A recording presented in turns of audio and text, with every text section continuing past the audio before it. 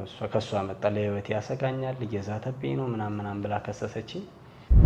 አስገደደችኝ። ሄድኩኝ ልመሰክር ሄድኩኝ።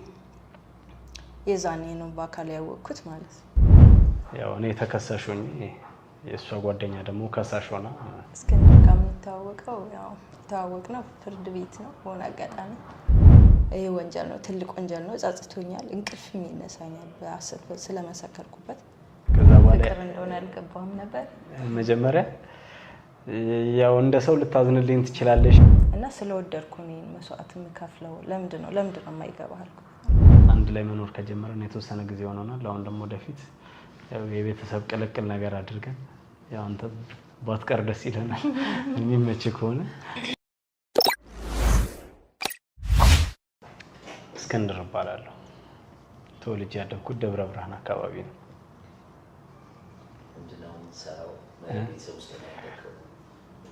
ያው ሰፊ ቤተሰብ ውስጥ ነው ያደግኩት። ቤተሰቦቼ ነጋዴዎች ናቸው። ከአጎቶቼ ጋር ነው አዲስ አበባ የምኖረው። ይሄንን ይመስላል። ለቤተሰብ ሶስተኛ ልጅ ነኝ። ነጋዴዎች ናቸው ሙሉ ፋሚሊዎቼ። እሺ መሲ ይባላል። ተወልጄ ያደግኩት ጎንደር ከተማ። አሁን ኦልሞስት 10 አመት ምናምን እየሆነኝ ነው አዲስ አበባ ውስጥ በግል ስራ ነው የምሰራው። እና እንዴት እንትላላችሁ? እንዴት ተዋወቃችሁ? እስክንድር ጋር የምንተዋወቀው ያው ተዋወቅነው ፍርድ ቤት ነው በሆነ አጋጣሚ። ታሪኩን ንገር። ያው ኖትዋን ነው። ከዛ በፊት እንደዚሁ ባይ ምናምን አውቃታለሁ፣ ግን የበለጠ በደንብ ያየኋትኝ የተዋወቅንበት አጋጣሚ እንደነገራችሁ ደስ አይልም። ትንሽ ቀር የሚያሰኝ አጋጣሚ ነው። ያው እኔ ተከሳሹኝ የእሷ ጓደኛ ደግሞ ከሳሽ ሆና፣ እኔ ያው ወንጀለኛ ነበርኩኝ በሰዓቱ። ወንጀለኛ ተብዬ ነበር የቀረብኩትኝ። መሲ በማታውቀው ነገር መስካሪ ሆና ነበር በዛ ሰዓት እዛ የመጣችው ማለት ነው። ያው ለጓደኛዋ ፍቅር ስለነበራት ጥፋተኛ መስያት እኔ ላይ በሐሰት መስክራ ነው በዛ ነው የተዋወቅነውና የተዋወቅንበት አጋጣሚ ብዙ ደስ አይልም ነበር። ከዛ በኋላ ነው በሂደት እዚህ ደረጃ ይደርሳል ብለን አላሰብንም ነበረ። በዛው ነው ወደ ትውውቅ የገባ ነው ማለት ነው። አንተ ፍርድ ቤት ያቆመ ታሪክ ምንድን ነበር? እስቲ እሱ ንገረኝ። ፍርድ ቤት ያቆመኝ ታሪክ የመሲ የልብ ጓደኛ የኔ ፍቅረኛ ነበረች ማለት ነው። ጓደኛ የነበረች እና አንድ ላይ ነበር ስራ ምናምን ሰራ ነበረ። ያው እንደነገርኩ እኔ ፋሚሊዎቼ ነጋዴዎች ናቸው። ብዙ ገንዘቦችን ማኔጅ ያደርጋሉ። የቤተሰቦችን ንብረቶች ኃላፊነት ወስጄ ድርጅቶችን ምናምን አስተዳደር ነበር ማለት ነው። እና የመሲ ጓደኛ ያው የኔ እንትን ናት፣ በጣም የቅርብ ጓደኛዬ ናት። ማኔጅ ታግዘኛለች፣ አይዲያ ታማክረኛለች እና ብዙ ንብረቶቼን እሷ ጋር አስቀምጥ ነበር ማለት ነው፣ ገንዘቦቼን። በጣም የምወዳት ጓደኛ ነበረች እና ጓደኛዬ ብቻ ሳትሆን ፍቅረኛዬም ጭምር ናት ማለት ነው። ስለዛ ብዙ ስራዎችንም አንድ ላይ ነበር የምንሰራው እና እቅዳችንም ብዙ ነበር እና እኔ ብዙ ንብረቶቼን እሷ ጋር ነበር ማስቀምጠው ማለት ነው። እና እኔ ብዙ ጊዜ ቼክ አላደርግም ስራ ላይ ቢዚ ስለመሆን ስለምወጣጠር ምናምን ገንዘቦቼን ምናምን ነገር ማስቀምጠው ምናምን እሷ ጋር ነበረ እና በዛ ምክንያት ረጅም ጊዜ አንድ ላይ ጓደኝነት ላይ ቆይተናል። ከዛ በኋላ የቤተሰቦቼም እንደዚህ የተሸጠ ቤት ንብረት ነበረ። ያንንም ገንዘብ በእሱ አካውንት እና በእኔ አካውንት ላይ አንድ ላይ ነበር ያስቀመጥነው ማለት ነው። ያም ከሆነ በኋላ ከረጅም ጊዜ በኋላ ጸባይዋ እየተቀያየረ መጣ። ያው እኔ አልገባኝም። ያው አሁንም የምተማመነው በእሷ ታማኝነቷን፣ ፍቅሯን እና ብዙ የምኮራባትና የምተማመንባቸው ነገሮች አሉ በእሷ ማለት ነው። በጣም ደስተኛ ነበርኩኝ። እኔ እንደዚህ አይነት ነገር ይፈጠራልን ብዬ አልጠረጠርኩም ነበር። በዛ ሰዓት እየተቀያየረ መጣ ጸባይዋ። ምን እንደሆነ እንጃ፣ ያው ሳንቲሙ ሌላ ነገር አሳሰባት መሰለኝ ማለት ነው። ከዛ በኋላ ያው መጨቃጨቅና መደባበሩ ምናምን መጣ። ከዛ በቃ ጓደኝነታችን መቀጠል የለበትም ምናምን እያለሽ ብዙ ምክንያቶችን ስታመጣ እኔ አልገባኝም። ላለመጫን በቃ ችግር የለውም አንድ ሰው እንግዲህ ደስተኛ ካልሆንሽ ያው ከዚህ በፊት ያስቀመጥኳቸውን ንብረቶች ስጭኝና ያው ወርቆችም የቤተሰቦቼንም እሷ ጋር አስቀምጫለሁ እና ደግሞ እንደነገርኩ ያ የተሸጠውን መሬትና ቤት ሙሉ ገንዘቡን በእሱ አካውንት ነበር ያስቀመጥኩት ማለት ነው። ለምን እኔ ብዙ ማንቀሳቀሳቸው ነገሮች ስላሉ እንዳይጋጨብኝ ስለፈራሁኝ እሷ ናት ማኔጅ የምታደርግልኝ። በዛ ጊዜ የማውቀው ነገር የለም አይኔን ግንባር ያርጓለችኝ ማለት ነው። ያላሰብኩት ነገር ተፈጠረ፣ እንደነገጥኩኝ። ስለዛ እንደዛ ስትለኝ እኔ እንደውም መጀመሪያ አውቃም ወስጄ ሳንቲሙንም እንዳላጠፋው ምናምን ነበር ሀሳቧ የመሰለኝ።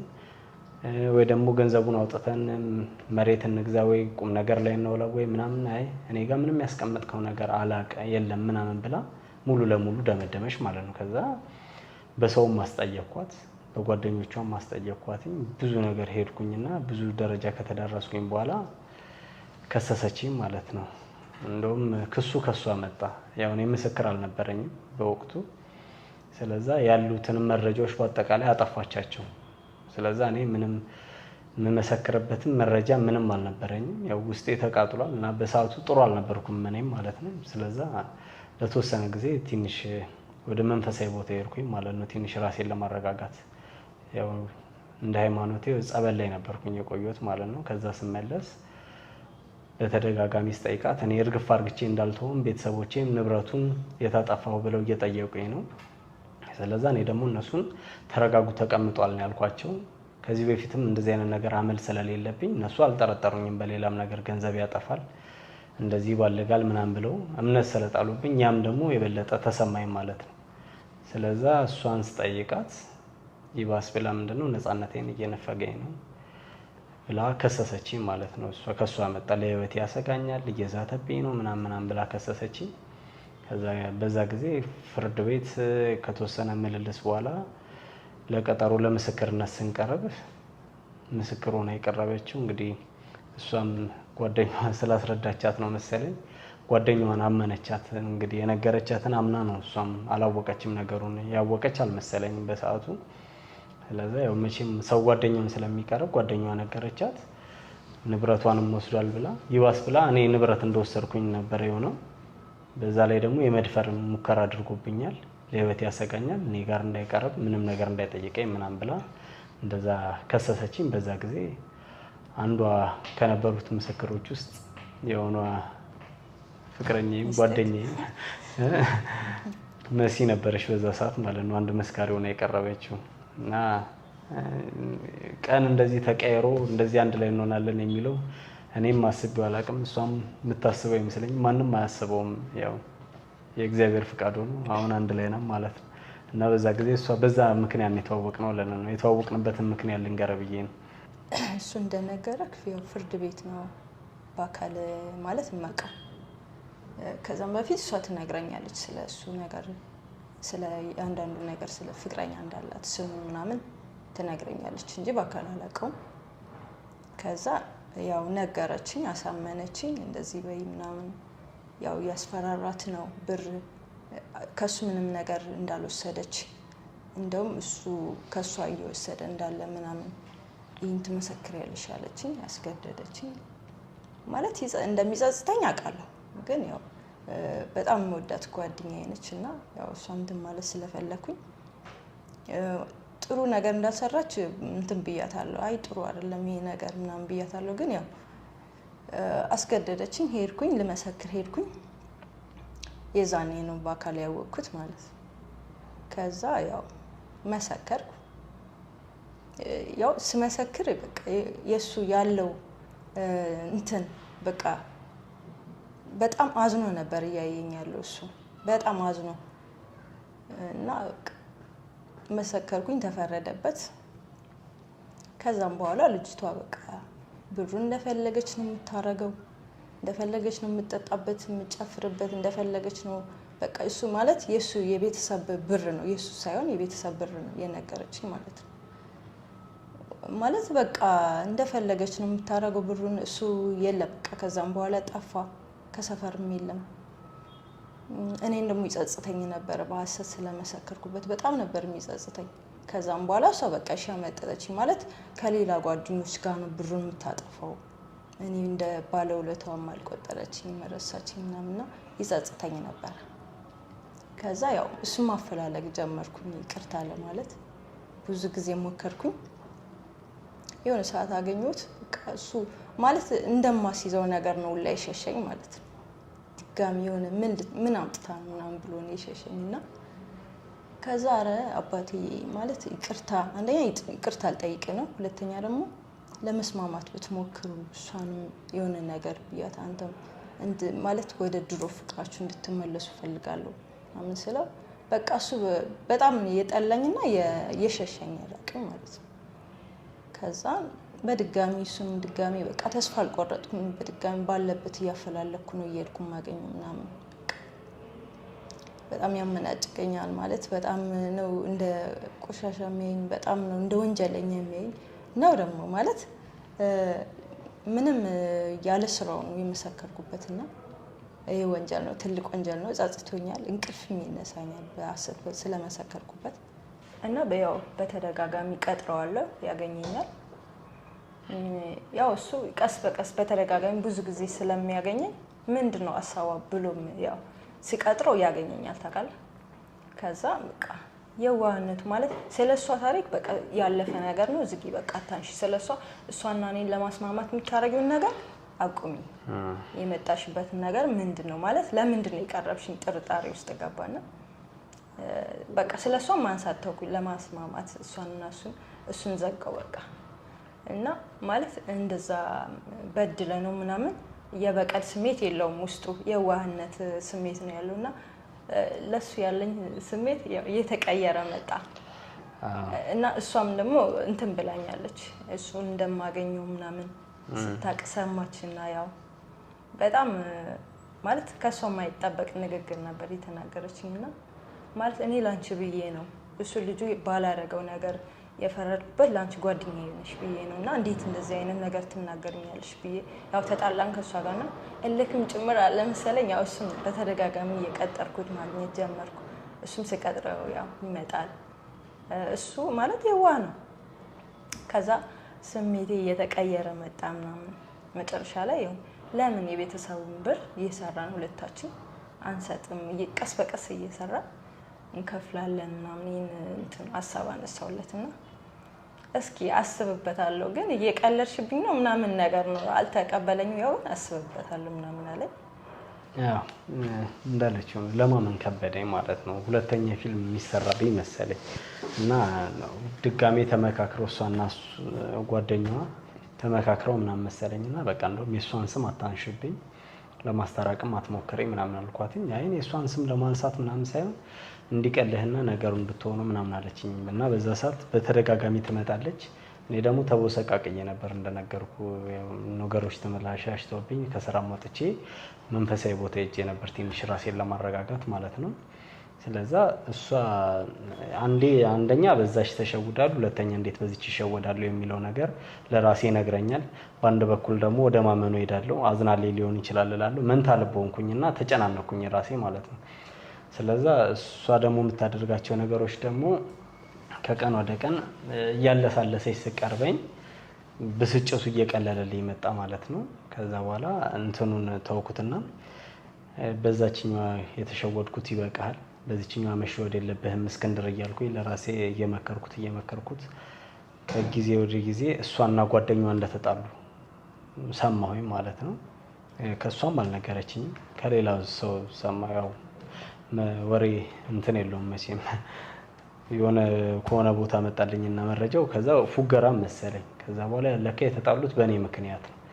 ያው ቲያትር ለመስራት ወይ ደግሞ የሆነች ነገር ለማድረግ ወይ እኔን ለማታለል ይሆናል ምናምን ብዬ ነበር። ለካ ምን አገባሽ አንቺን ብሎ አዛይ ምናምን ብላ እሷ እንደሰደበቻት እሷን ብዙ ነገር እንዳደረገቻት ምናምን ስሰማ በቃ ያቺኛዋ ከጤኗ እንዳልሆነ ገባኝ ማለት ነው። እርኩስ መንፈስ አድሮባት እንጂ ከጤነኛ ሰው እንደዚህ አይነት ነገር ይደረጋል ብዬ አላስብም። ለምን ገንዘቡን ወስዳለች፣ የራሷን ላይፍ ጀምራለች። ብዙ ነገር ካደረገች በኋላ መልሳ ደግሞ የኔ መረጋጋት የኔ ወደ ቀልቤ መመለስ ያያ ማናደዳት ማለት ነው። እንግዲህ እሱ ደና ከሆነ አሁንም ይበቀለኛል ነው ሐሳቧ ማለት ነው። እኔ ደግሞ ብዙ በቀሎችን አስብና ብዙ ነገሮችን እንደዚህ ለማድረግ ያው ሴራዎችን እጠነስስና ምን እላለሁ መልሼ ያው እግዚአብሔርን እፈራለሁ መልሼ። ይሄ ነገር ጥሩ አይደለም፣ የተማርኩት ትምህርት ለመቼ ነው? አንዴ ተሸውጃለሁ፣ ሁለተኛ ላለመሸወድ መጣር ነው እንጂ አለብኝ እና አንዴ እስክሸወድ ድረስ ደግሞ ምንም ጥርጣሬ የሚባል ኔቸር እንዲሁ በተፈጥሮ የለኝም። አንዴ ከባነንኩኝ ደግሞ ባነንኩኝ ነው። ስለዚህ እሷንም ቶሎ ለማመን የከበደኝ ለዛ ነው፣ በዛችኛዋ ስለተጎዳው ማለት ነው። እና ከዛ በፊትም ጓደኞቼ እንደዚህ ብዙ ገንዘቦችን ምናምን ሳስቀምጥ አረ ምናምን ይሉኛል። አረ እሷ እግዚአብሔርን ትፈራለች ምናምን ግድ የላችሁም ወደፊት ብዙ ነበር ሀሳባችን እያልኩኝ ነበረ። እና አንዴ ከተገለጸልኝ በኋላ ደግሞ ለመሸወድ ይከብዳል። ለምን ቶሎ ነገሮች አይገቡኝም እንዲሁ ኔቸር። አንዴ ከገባኝ በኋላ ደግሞ በቀላሉ የምሸወድ ሰው አይደለሁም በራሴን እስከማውቀው ድረስ ማለት ነው። ስለዛ እንደዛ ተቦሳቀዬ እሷ ምንም እንደሌለኝ ታውቃለች፣ ስራ እንደፈታው ታውቃለች። ተመለሳ ስመጣ ገንዘብ ልትወስድ ነው የራሴን ብር ነው የምታመጣው እያልኩኝ ነበር መቀበላት። ከጓደኛዋም እንደተጣላች ስለገባኝ ከራሷ ነው የምታመጣው ማለት ነው። ስለዛ የቤተሰቦችህን ያጠፋውን ንብረት የተሸጠውን መሬት እኔ እናንተ ተረዳርተን የቤተሰቦችህን ንብረት እንመልስና የራሳችንን ነገር እንጀምራለን አለች። ትመልሳለች አትመልስም እሱ እንዳለ ሳቀርብለት ከሷ እየተቀበልኩኝ ምናምን የራሱን ብር የራሴ ንብረት ነው ነበር ለበቀልም ጭምር ነውና እየቆየ ነው የገባው። አላዝንላትም ብርም ስታመጣ ስቀበላትም ስትጋብዘኝ ምናምን ያም ህመሙም ስላለ ነው። እና ትልቅ ሀሳቧ ገዛኝ መጨረሻ ላይ ሀሳቧ ስለ ለቤተሰቦችን ንብረቱን እንመልስ ሰርተን እኔ እናንተ ኬትም አጋጅተን ኬትም ተበደረንም ቢሆን የሚለውን ነገር ስታመጣ አንድ ሰው ሀሳቡ ይገዛሃል የበለጠ ገባህ? ሀሳብ ነው ስጋ የሚለብሰው በሂደት። ስለዛ ታድርግ አታድርግ እሱ ሌላ ነገር ሆኖ አስተሳሰቧ ደስ አለኝ ማለት ነው። በራሷ ያላት መተማመንና አርቆ ማሰቧ ደስ ስላለኝ ያ ነገር ስለገዛኝ እኔ ለሷ ያለኝ ነገር እንትን እያለ መጣ ማለት ነው። እሷ ላይ ያለኝ መጨከን፣ እሷ ላይ ያለኝ በቀል ልቤ እየለሰለሰ መጣ በሂደት ማለት ነው። ስለዛችኛዋ ክፉም ደግም አታንሽብኝ ብያታለሁ። እሷም ማንሳትታለች። በቃ ይኸው እንደሞተ እንደተቀበረ ዘመድ ረሳናት ማለት ነው። ፈጣሪ እጇን ይስጣት እንግዲህ ጥሩም ታድርግ መጥፎም ታድርግ። እኔ አንድ ጊዜ እንደዛ ስለተውኩኝ 10 ጊዜ እንዲተደርጌ ያ ብዙም ተግባር የለውም ራሴ ላይ ህመም ማምጣት ነው። ስለዛ ስለሷ ያው ጥሩም መጥፎም አናወራም ማለት ነው።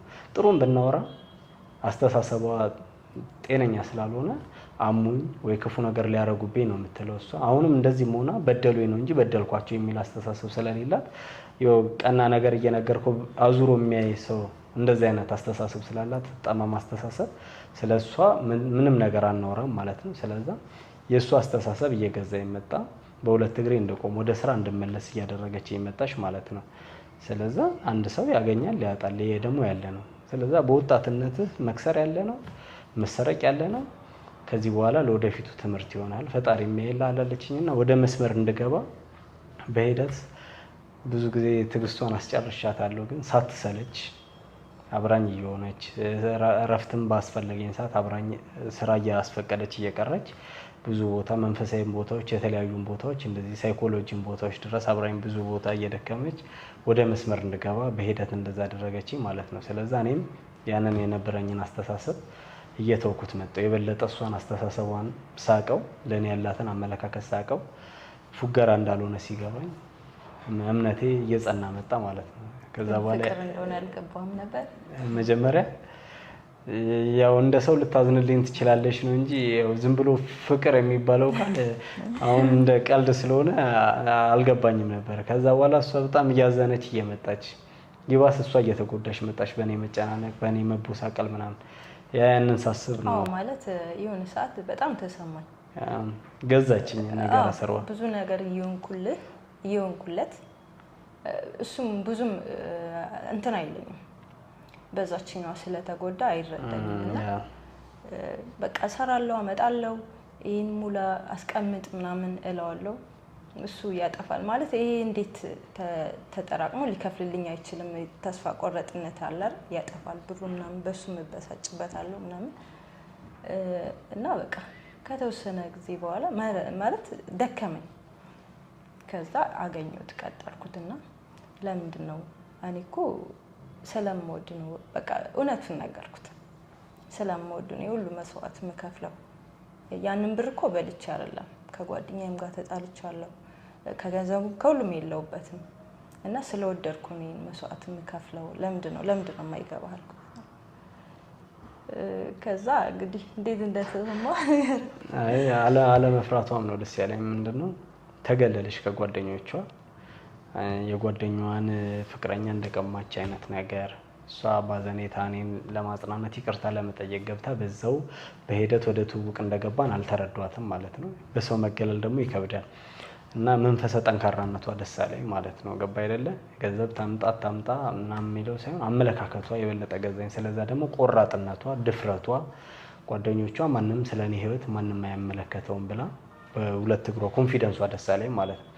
ስለዛ እኔ እወራረድባታለሁ በራስ መተማመኗም ማለት ነው። ይሄ ደግሞ ግልጽ ነው፣ አሁንም ሁሌም የምናገረው ነገር ነው። ስለዛ ከዛ ሁሉ ጓደኞቿ ዛሬ ጊዜ እኮ ሰው ከአንድ ከሁለት ጓደኞቹ ጋር ሲለያይ ቅር ይለዋል፣ ብቸኝነት ይሰማዋል፣ ምናምን ያው ይልፈሰፈሳል።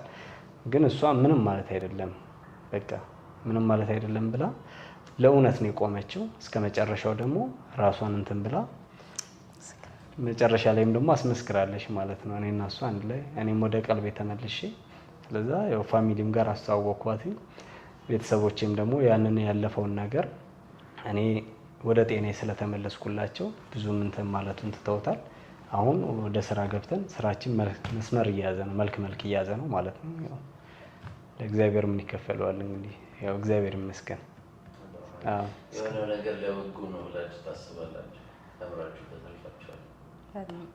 በጣም ያው ለሁሉ ነገር ፈጣሪ የሚያደርገው ለበጎ ነው። እኛ አይመስለንም።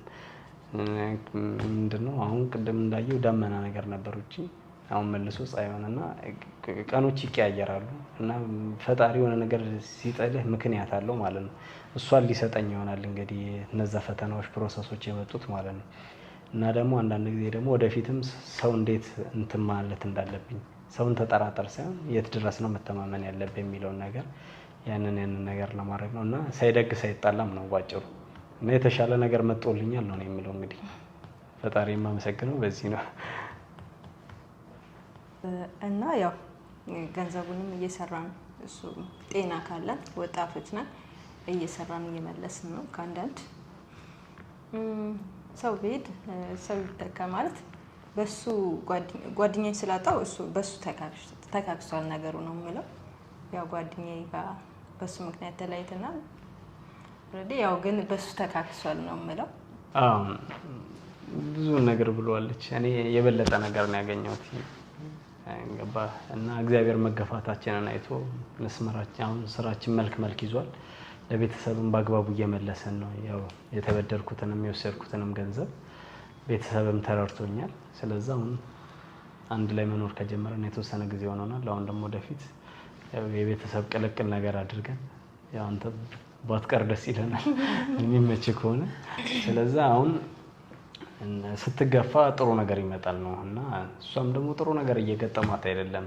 ያው ሰው ትተያያለህ በመንገድም በተለያየ ነገርም። ስለዛ የሰራው ስራ ጸጸትም አለ እና ደግሞ የሰው ገንዘብ አይባረክልም። መርገምት ነው የሰው ገንዘብ። ለጊዜው ይመስልሃል፣ ለጊዜው ደስ ይልሃል ምናምን እንጂ እሷም አፍራለች። ይቅርታ የምትጠይቅብን መንገድ አታለች። ስለዛ እኛ ወደ እሷም አንሄድም፣ እሷም ወደኛ መጣም ባለችበት ይመቻት። ግን እኛ ተገፍተን አልቀረንም። መገፋት ጥሩ ነው። ለጊዜው ቅር ይልሃል፣ ይከፋሃል እንጂ ከዛ አሁን ትልቅ ነገር እያሰብን ነው ማለት ነው ከእግዚአብሔር ጋር። አሁን ጥሩ ላይ ነው ያለነው እና ያለፈውን ነገር ስናወራ ቃላት የለንም። ያው ተመስገን ብቻ ነው። ሲያልፍ ይቀላል፣ ግን በሰዓቱ ያካባል ነበር። ሲያልፍ እንዲቀስ እያለን እየተዝናና ምናምን ስናወራው ለሰሚውም ለሁሉም ነገር ዝም ብሎ እንደ ቀልድ ምናምን ያለፈ ይመስላል እና ካለፈ በኋላ ደስ ይላል ሲወራ። ስሙ የተመሰገነ